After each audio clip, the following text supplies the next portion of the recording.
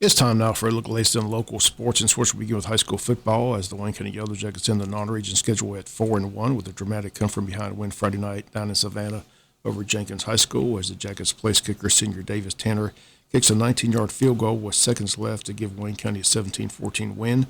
Jackets take an early 6-0 lead in quarter number one as Jenkins fumbled the opening kickoff. Jackets recovered at the 32-yard line and drive it in for the go-ahead touchdown. 4-yard run by Matthew Fuller. The PAT missed.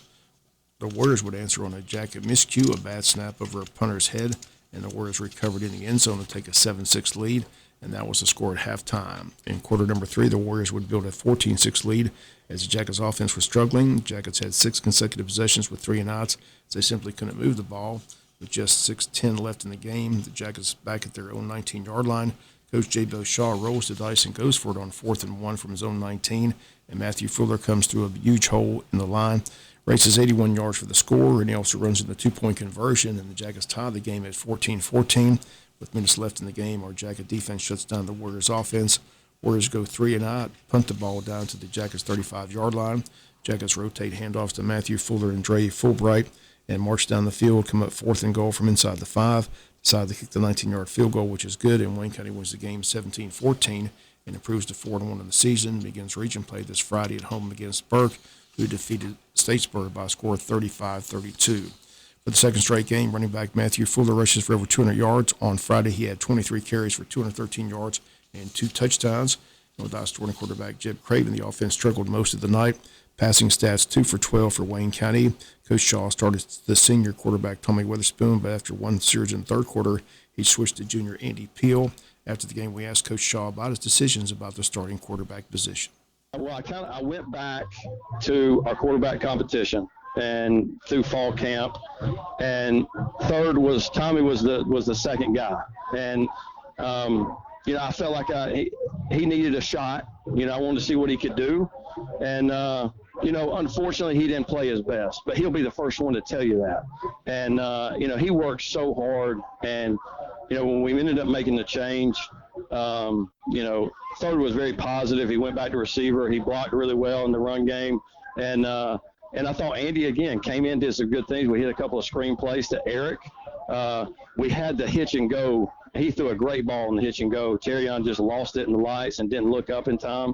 And moving forward, Andy will be our starter.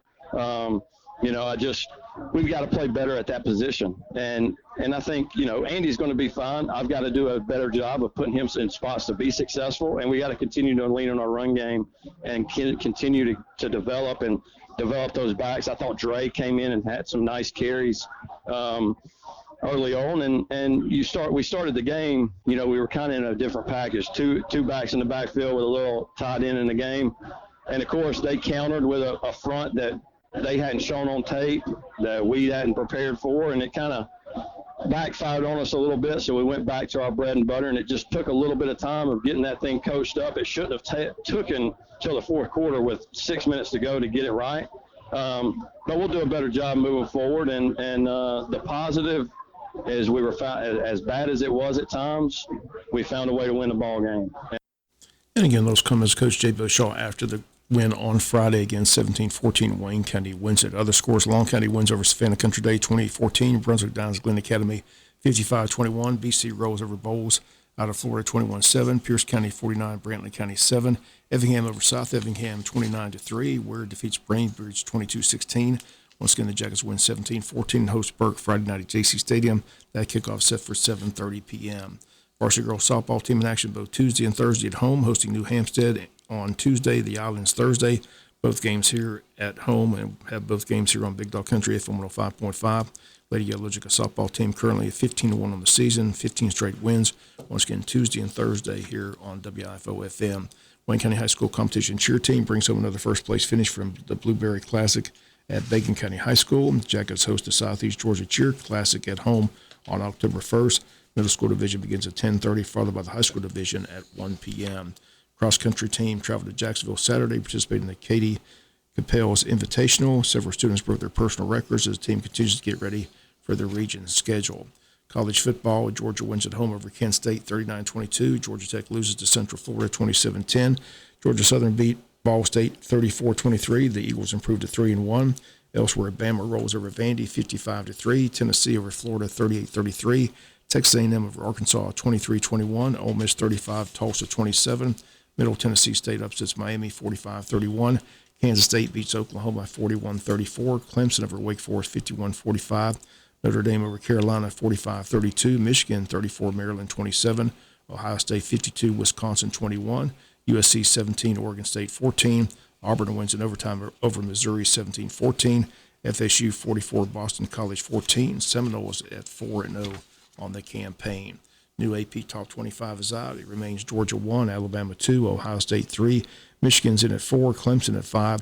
USC is 6, Kentucky 7th. Tennessee jumps up to number 8. 9 is Oklahoma State, and 10 is NC State. 11 is Penn State, 12 Utah, 13 Oregon, 14 Ole Miss, 15 Washington, 16 Baylor, 17 Texas A&M, 18 Oklahoma, 19 BYU, and 20 Arkansas after their loss to Texas A&M. Minnesota's at 21, Wake Forest 22.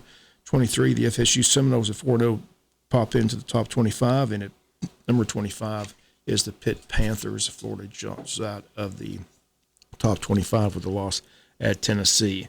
NFL football over the weekend, both Jacksonville and Atlanta win. The Falcons beat Seattle 27-23 for their first win of the season.